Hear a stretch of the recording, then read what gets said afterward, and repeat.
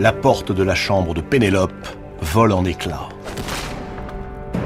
Une dizaine d'hommes fait irruption dans la pièce. Ce sont les prétendants. Depuis des années, ils assiègent la couche de Pénélope.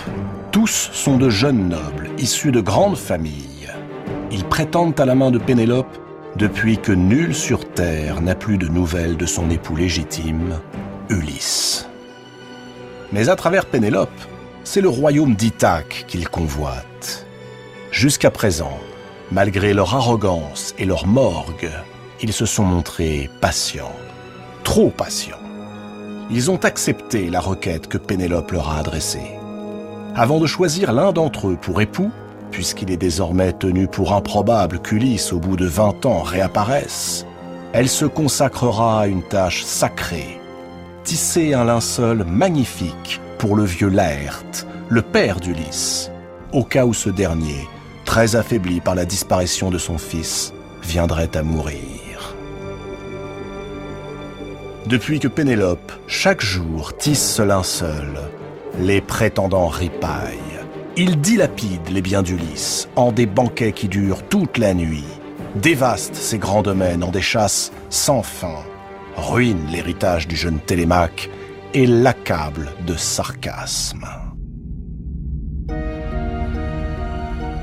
Tout à leur prétentieuse démonstration de puissance, ils ne savent pas que chaque nuit, à la lueur vacillante des flambeaux, Pénélope défait une à une les mailles du linceul. Ainsi demeure-t-il toujours de la même taille.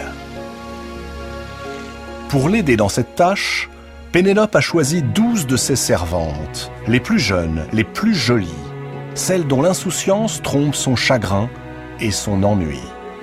Elles sont ses yeux et ses oreilles auprès des prétendants. Elles lui rapportent les rumeurs et les intentions des uns ou des autres. Depuis des années, elle l'aide, la nuit, à défaire une partie de son ouvrage. Hélas, l'une d'entre elles a trahi le secret de son interminable tissage. Mélanto aux belles joues. Elle est, depuis quelque temps déjà, la maîtresse du chef des prétendants, Antinos, et elle lui a raconté en détail la ruse mise au point par Pénélope. Et c'est lui, Antinos, qui vient de forcer la porte de Pénélope, suivi par la meute des prétendants. De ses yeux, il voit l'épouse d'Ulysse détricoter le linceul. Dans leur colère, les prétendants saisissent Pénélope, la bousculent, l'insultent. Antinos doit s'interposer pour qu'elle ne soit pas blessée, peut-être même assassinée.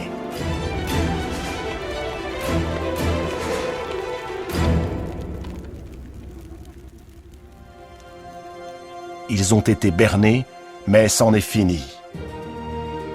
Pénélope ne peut gouverner seule et Ulysse ne reviendra plus.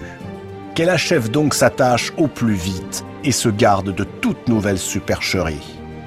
Après quoi, elle doit promettre de choisir sans faute un mari parmi eux. D'ici là, Pénélope sera enfermée dans le gynécée, cette pièce réservée aux femmes, qu'elles soient esclaves ou libres, ou sous le contrôle des servantes désormais acquises aux prétendants. Elle terminera le linceul destiné au vieux Laërte.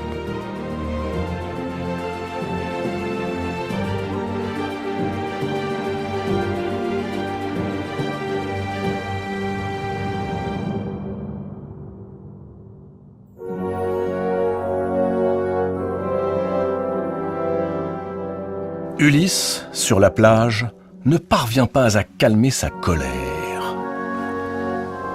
Il maudit les Phéaciens qui l'ont abandonné sur une terre étrangère alors qu'ils avaient promis de le ramener à Ithaque. Sans doute l'ont-ils drogué afin qu'il sombre dans ce profond sommeil pendant lequel ils l'ont débarqué sur cette plage. Sans doute lui ont-ils aussi dérobé les coffrets remplis d'or et de bronze. Mais non, les présents d'Alkinoos sont bien là, un peu plus loin, sur la grève, à l'abri des vagues. Ulysse les inspecte, rien ne manque.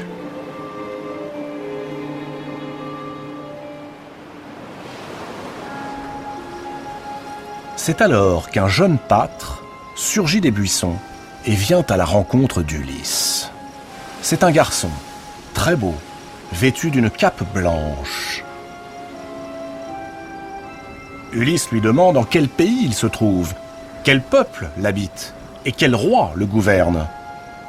L'œil du pâtre étincelle. « Ithaque, répond-il. Tu es à Ithaque. » Alors, un sentiment de joie saisit Ulysse. Une joie indicible.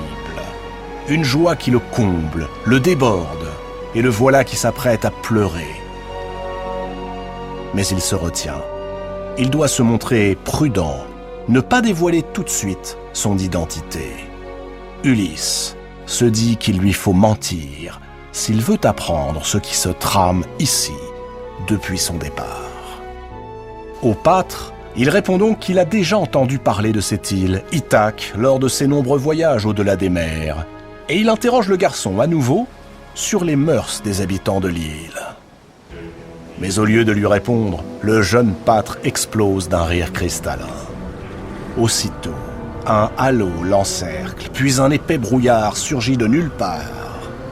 Le jeune homme se métamorphose, et Ulysse, effrayé, cherche déjà son épée. La voix qu'il entend ne lui est pas inconnue.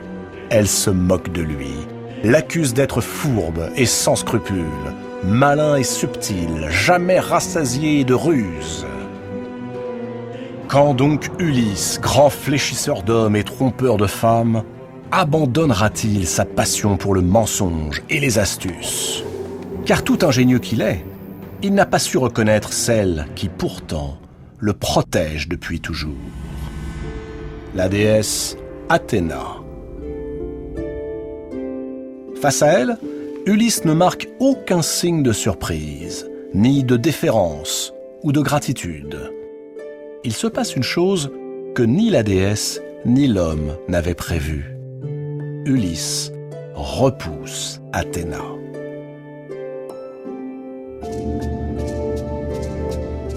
Certes, lui dit-il, la déesse lui a inspiré la ruse du cheval de bois sous les remparts de Troie, qui donna la victoire au camp grec. Mais depuis, Athéna l'a laissé tomber. Elle n'était pas là lorsque ses soldats furent décimés par les Cicones, dévorés par Polyphème. Elle n'était pas là quand il descendait vers les enfers, pas plus qu'au moment où il affrontait les tempêtes féroces qui signèrent la perte de tous les siens.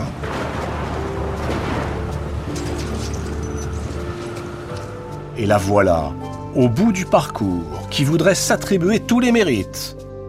Non, les dieux ont médité la mort d'Ulysse, juré sa perte, et pourtant, lui, Ulysse, est de retour. Et sans le secours d'Athéna, ni d'aucune divinité. Ses ruses et sa volonté sont seule cause de son retour.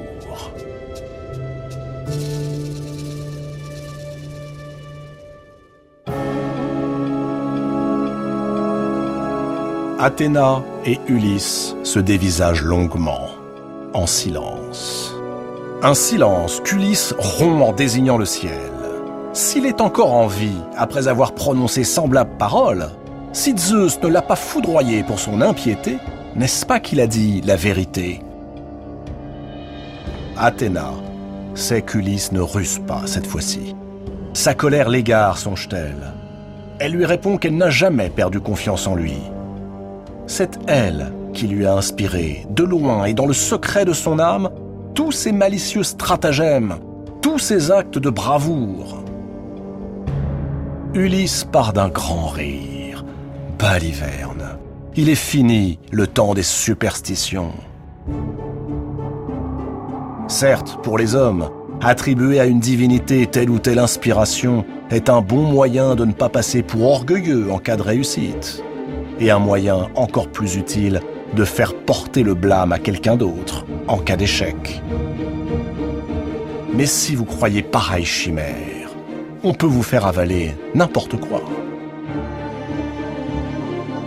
Pour convaincre Ulysse, Athéna, d'un geste, le couvre de vieux haillons qui rendent sa vue odieuse. Elle flétrit sa peau, éraille ses yeux, fait tomber ses cheveux. Ainsi, Ulysse sera méconnaissable aux yeux de son épouse Pénélope et de tous ceux qui se souviennent encore de lui, 20 ans après son départ. C'était, prétend Ulysse, son plan, longuement réfléchi. Agamemnon, le roi des rois, lui avait donné aux enfers ce conseil: ne pas annoncer son retour, ni marcher à visage découvert sur le palais, car il trouverait la mort sur le champ. Pour être certain de ne pas être reconnu, il portera donc les loques crasseuses que lui offre la déesse. Ulysse, ainsi déguisé en mendiant, se met en marche, boiteux, appuyé sur une canne. Il s'enfonce à travers champs et laisse Athéna sur le rivage.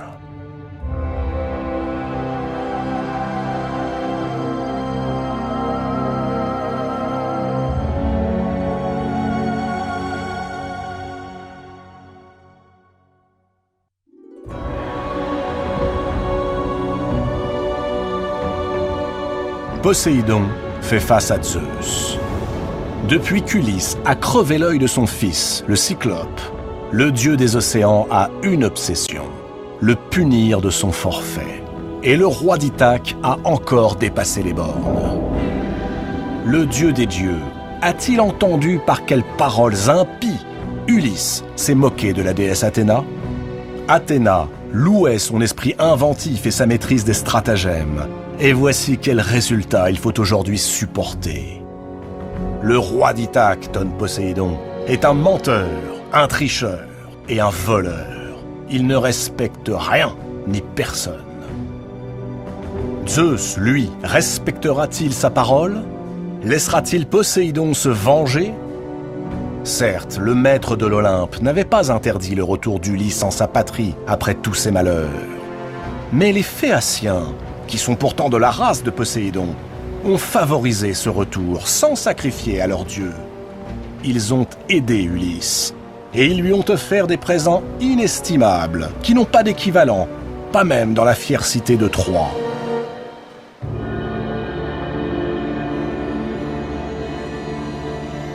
Cette insolence ne peut demeurer impunie. Zeus acquiesce. Il a promis de laisser Ulysse regagner son île et ne peut se dédier. Mais Poséidon a le droit de punir les Phéaciens. Qu'il fasse ce qu'il voudra et comme il lui plaira. Alors, Poséidon se penche par-dessus les nuages. Il pointe son trident vers le navire d'Alkynos, ce merveilleux navire phéacien qui rentre de convoyer Ulysse sur les côtes d'Ithaque. Et au moment même où le vaisseau approche du port où il est parti quelques jours plus tôt, le voilà qui se change en roc.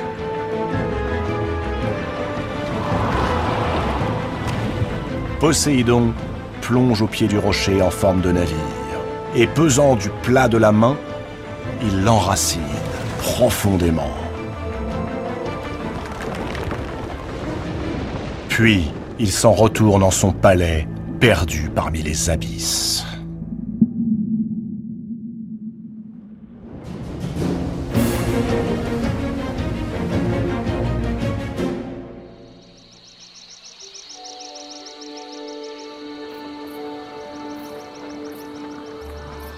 Il y a, loin du palais d'Ithaque, dans un recoin aride et difficile d'accès, près d'un bois, l'une des porcheries du roi Ulysse. Elle est gardée par un vieil homme connu sous le nom d'Eumée.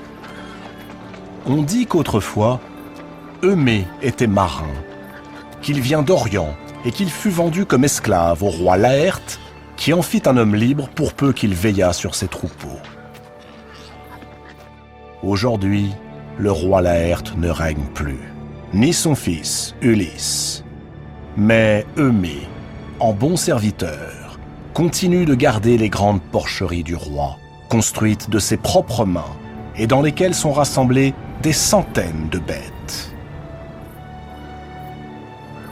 De tous les serviteurs du royaume, il est certainement le plus dévoué, au point qu'on le surnomme le divin porcher. Ce jour-là, Eumée est sur le pas de sa porte lorsqu'apparaît un mendiant au haillon couvert de boue.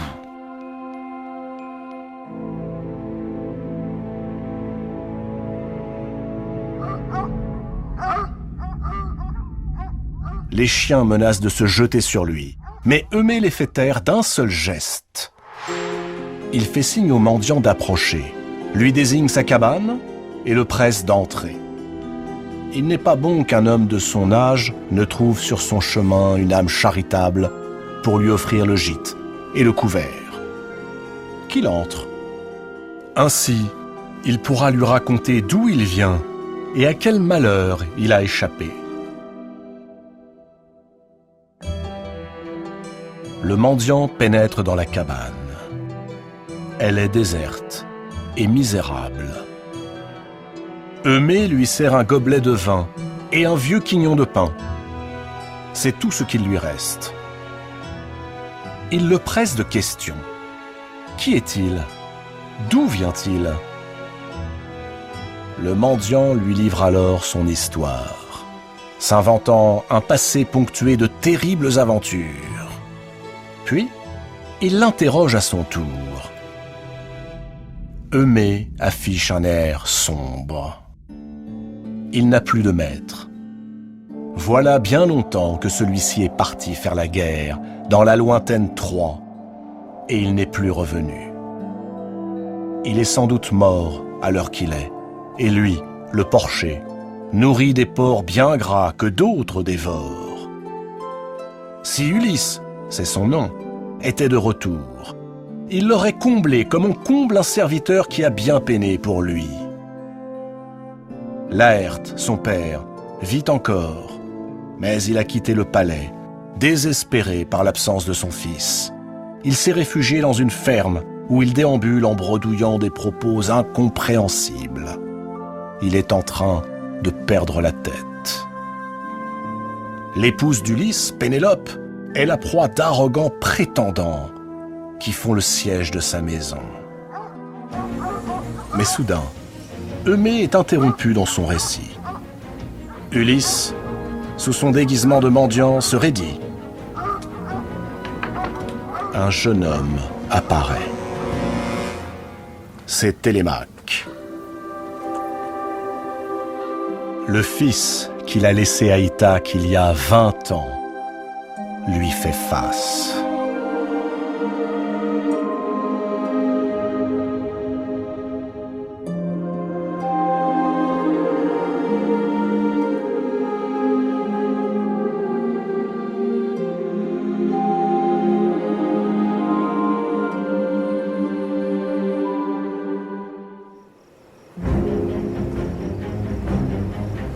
Ce soir encore, il y a fête au palais d'Ithaque. Les prétendants sont réunis dans la grande salle. Ils festoient, chantent, se gavent. Et autour d'eux, les servantes déploient leur charme, allant de l'un à l'autre et laissant chacun faire ce qu'il veut. Un indescriptible brouhaha fait résonner toute la salle. Mais soudain, le silence se fait. Télémaque vient de faire son entrée. Les prétendants, médusés, se regardent. Ils cherchent quelle attitude adopter. Ainsi, cet avorton a déjoué leur plan. Le voilà de retour. Il a échappé à l'embuscade qu'il lui avait tendue.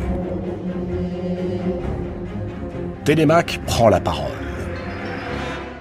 Ce qu'il a à dire tient en 3 mots qu'il laisse tomber en un sanglot. Ulysse est mort. Il rentre de Sparte, où il a croisé ceux qui combattirent à ses côtés. Tous sont unanimes. Ulysse a péri, et avec lui, ses vaisseaux, sur la route du retour, dévorés par les flots.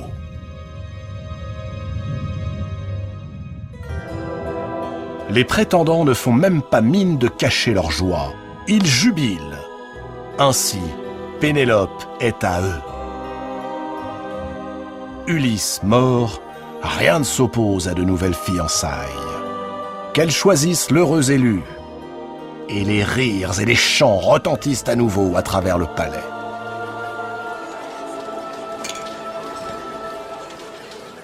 Nul n'a remarqué que Télémaque n'est pas seul. Il y a, à ses côtés, un étrange mendiant qui tend la main en gémissant.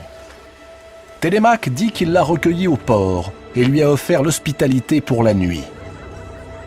Le voilà qui mendie un peu de pain aux prétendants.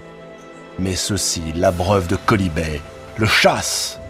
Et comme il reste là, pitoyable, appuyé sur sa canne, Antinos, le chef des prétendants, lui lance au visage un tabouret qu'il esquive à grand-peine. On lui jette alors un méchant morceau de viande, sur lequel il se précipite. Et, assis par terre, au milieu des détritus, il dévore sa pitance. Puis il prend la parole. Il remercie ses hôtes, même si ceux-ci continuent de l'accabler et le pressent de sortir. Il veut, pour les bénir, leur conter son histoire et leur dire que par-delà les mers, il a rencontré un homme qui se faisait appeler Ulysse. Que leur roi, donc, n'est pas mort, ainsi que l'affirme le jeune prince Télémaque, mais sera bientôt de retour. Il reste une mince part d'espoir. À ces mots, Antinos se dresse. Il fait chasser le mendiant à coups de bâton. Télémaque serre les dents. Le vagabond mord la poussière. Il se relève péniblement. Il va pour s'en aller lorsqu'une vieille femme l'interpelle. C'est l'une des servantes de Pénélope. Elle a entendu ce que disait le mendiant, et elle veut en savoir davantage. Est-il vrai qu'Ulysse, son maître, est encore vivant ?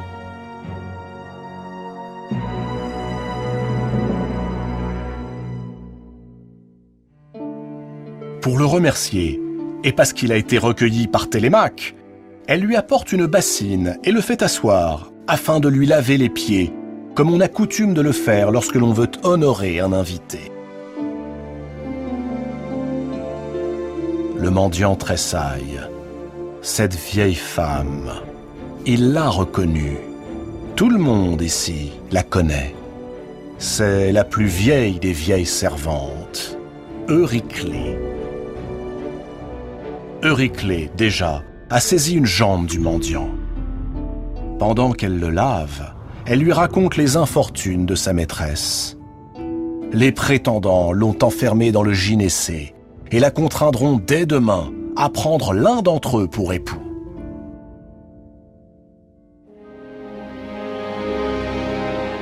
Mais tout à coup, Euryclée se fige. De ses mains ridées, elle touche sur la jambe du mendiant une longue cicatrice. Cette cicatrice, il ne peut en exister deux semblables. Maintes et maintes fois, elle l'a lavée lorsqu'elle baignait son maître, jadis.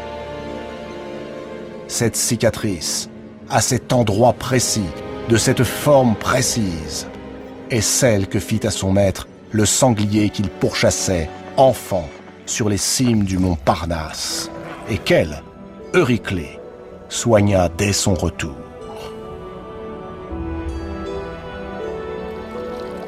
Euryclée renverse la bassine d'eau. Elle fixe le mendiant droit dans les yeux. Elle va crier sa joie. Alors, Ulysse pose une main sur sa bouche, et de l'autre, doit presque l'étrangler pour l'empêcher de hurler son nom.